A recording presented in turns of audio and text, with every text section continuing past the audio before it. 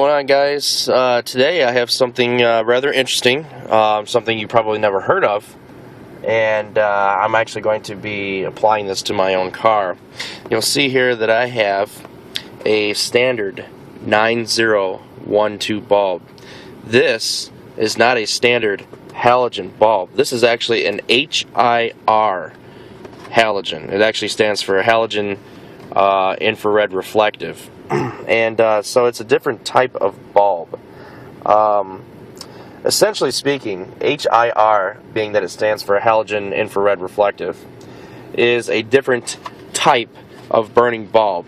And I don't need to go into the absolute specifics. You can actually just type in HIR bulb on Google and be able to get the full detailed information yourself. But needless to say, these bulbs, they burn brighter, yet use the same amount of wattage that your standard halogens will use. And when you're upgrading your bulbs, it's pretty common for people these days to say, I want something really bright, really white or blue or something, and then you go to the store and you'll spend $60 on a set of bulbs that have that color that you want. They may be brighter, but they will not last nearly as long as the stock bulbs. And what's nice about these HIR bulbs is they will actually last at least as long as the stock halogen bulbs, but be brighter, disperse the light identically to the stock bulbs, and like I said, they last longer.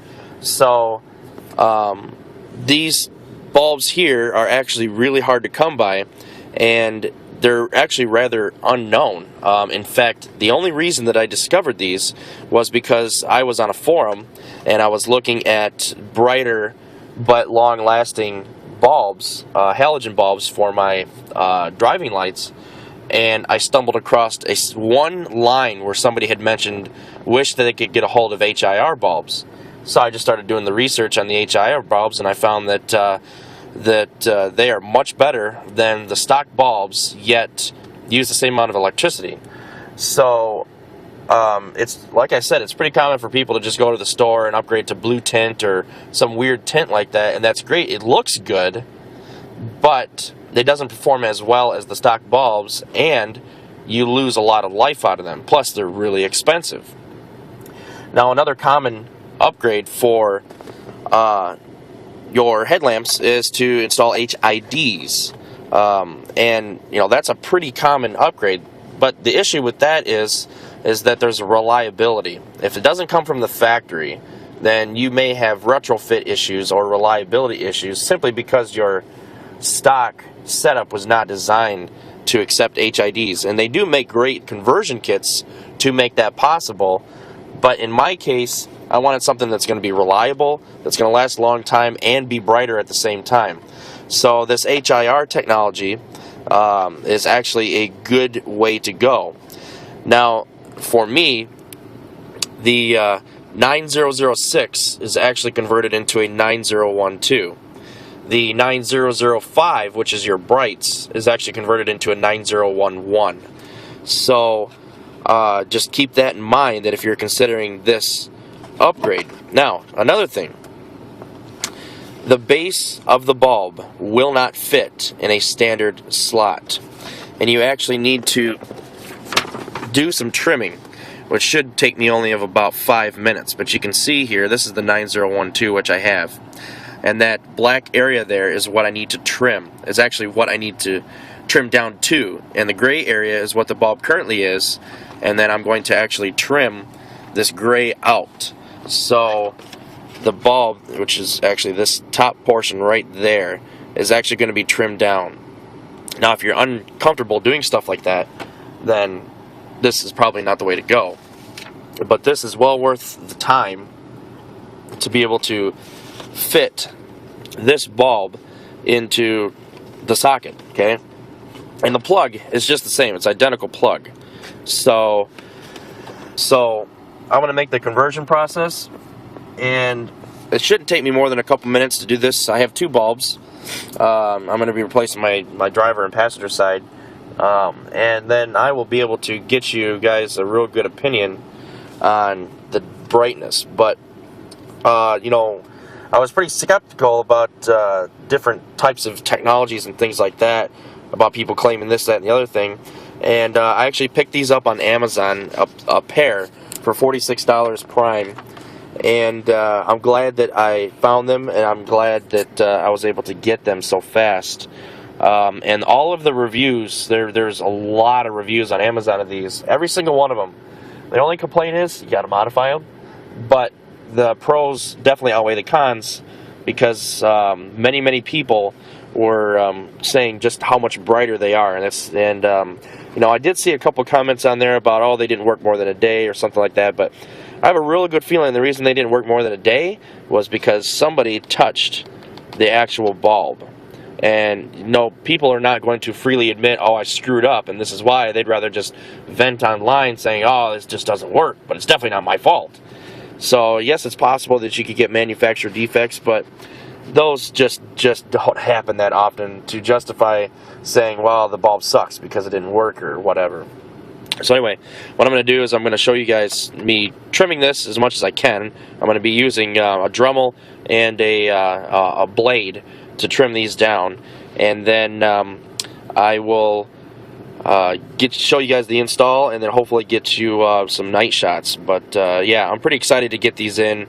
You know, I was gonna spend $60 on some blue tinted ZXE bulbs or whatever they are, and you know, I just stumbled across these, and I'm glad that I did, because I'm really looking forward to getting these in and just seeing how much better they perform. So yeah, I've rambled on long enough. I'm gonna go ahead and get started on this. So here's the bulb itself, and as you can see, that big tab there on top is what I actually need to modify. Now, I want you to keep something in mind.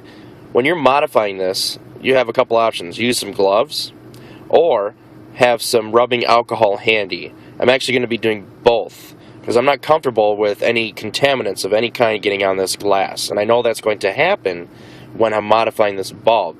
Either these plastic pieces, or you know, I mean, anything could get on these bulbs. I mean, typically, when you're installing new bulbs, you just take it out of the package, you immediately put it in the new slot, and you're done. You know, you don't leave it sitting on your car or in the rain or anything else like that. So, the key to making sure that these last long and that you're not going to have any problems with them is to make sure there's no dirt or oil or anything else on these bulbs. And you need to make sure of that, because these will break because of the extreme heat.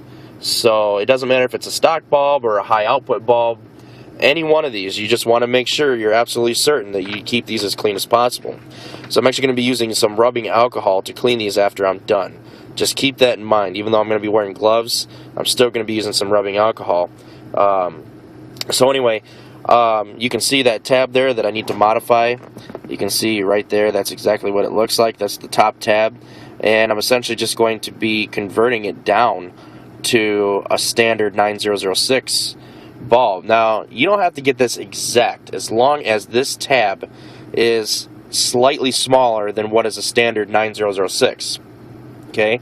Don't worry about the bulb falling on you because you trimmed a little too much, because you've got these two tabs on the left and the right side that are going to hold the bulb just as well as this top tab. In fact, if you really wanted to get risky, you could in fact just cut this tab entirely off and then rely on these two. I'm not going to do that, but I'm just saying that for a quick kind of, you know, you just want to get it done and you're confident that these two tabs on the outer edge are going to be able to hold this bulb just fine, that's what you could in fact do. But I'm not going to do that. I'm going to trim this down. I know it's not going to be perfect. I know I'm not going to get the angle all perfect and things like that, but like I said, as long as you're right in the ballpark and the amount you trim is actually smaller than the stock 9006, then you should be okay. So don't worry about being exact. You know, it's got these millimeter measurements on here. This diagram actually got off the internet. You know, it's got these millimeter measurements right here. You know, you don't have to get out, you know, your millimeter stick or anything else like that and, you know, get all exact and whatever. You got an angle right here. But anyway, so yeah, that's, you know, that's basically what you have to worry about. All right, so let's go ahead and I'm gonna trim these down off camera, because it's gonna be too much for me to try to hold the camera and trim this, and it's not really that interesting anyway. I'm just going to trim it using a Dremel and a box cutter blade. So I'm gonna go ahead and do that right now. Okay, so here's the new bulb. I have completed the conversion. As you can see, it's not perfect. Here's the old one. That's what the old one looks like. This is actually an aftermarket bulb. You can see it's got that blue tint to it, which is desirable for those who care more about looks than function. Here's the new bulb. This is the 9012, and as you can see there, what I ended up doing, the Dremel was working okay, but what I found is that personally I'm just not very good at the Dremel. So what I ended up doing was I took some channel locks actually, and I just pinched the top of it and just broke it off. Now I would not recommend you do that. I knew what I was doing, so I did that. But anyway, to show you that this bulb actually fits, I actually have my headlamp assembly right here, and I took it out on purpose so that I'd be able to make sure it fit without having to get it in and out of the car. But this is the low beam, and as you can see, try to do this in one hand. It's a little difficult to push in. There we go. Alright, so twist. There you go. You can see it's in there snug. It's not moving around. It's just fine. Essentially, the 912, which I've got the other one still in the case, you can see there how much bigger that tab is. Essentially, that tab there is to prevent you from being able to slide the bulb into that little slot right there. There's just a little slot, and that's they do that on purpose so that you don't put a low beam light inside of a high beam light, or a high beam light inside of a low beam light, because it would be horrible. You're running down the road and you have your low beams on, but your high beams are actually in the socket. So that's why they do that. But these HIR bulbs, they're as close to HIDs as you can possibly get, and they should work out just fine. I'm going to get the other one trimmed up, modified, so it'll fit in this other assembly, and from there hopefully I'll be able to get a night shot for you up against a wall or something so you can see the difference between the two. So yeah, you can see here it fits just fine. One note, make sure you can see on the end of these bulbs here, they do not have the glare reflector on the end of these bulbs. They were not designed for that. So you need to make sure that your assembly has a glare reflector built in. The reason is because you're driving down the road, even with your low beams, it will blind whoever's coming by you, even though it's a low beam, and they're going to flash their high beams at you thinking you have your high beams on when you actually don't. So make sure that your assembly has, you can see just barely in there, it looks like a little cup on the inside there, and what that does is that prevents the light from being shined directly out, and it reflects the light onto the actual the lens, the actual lens portion, and that distributes the light evenly in front of you, so that you don't have, you know, like a flashlight, you don't have the light going in just one spot. So make sure that you do have that, otherwise you're going to be pissing off a lot of people who you're driving up, and most likely a cop's going to see that and probably pull you over. So keep that in mind. Alright, let's go ahead and get the next one modified. Okay guys, here's the daytime shot of the lamps, and you can't tell during the daytime just how bright they are. You have to wait till night, but they still look really good. Even with that tint on there, I can definitely tell that they are brighter than the previous bulbs, so I'm pretty excited about that. And if you happen to be wondering what it looks like when one of these is burnt out, that's broken right in the middle, so definitely burnt out for sure.